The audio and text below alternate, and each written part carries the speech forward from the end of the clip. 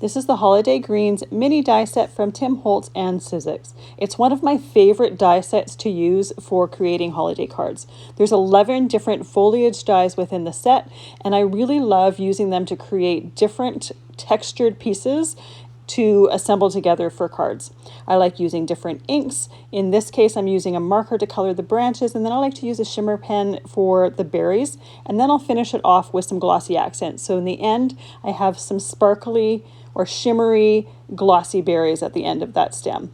I also like to use it with a blending brush to blend the inks on when I'm coloring it with inks.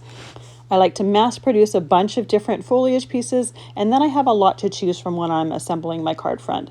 By doing it this way, I get a lot of texture and dimension in the fronts of my cards. And you can really have fun and play around with the different color palettes for different holiday cards. The first one I was working on was more of a neutral color palette. This one is a little bit more traditional. Another way I like to use those dies is with cardstock that has a strong double-sided adhesive on it. It makes a perfect surface for putting on microfine embossing powder, and then you get some really pretty shimmery die cuts. You could also die cut glitter paper, but by doing it this way, you can customize it and have some lighter and darker areas on your die cuts. Creating a card this way is definitely a labor of love, but I love the texture and dimension that you get with having so many different surfaces or things used to color your die cuts.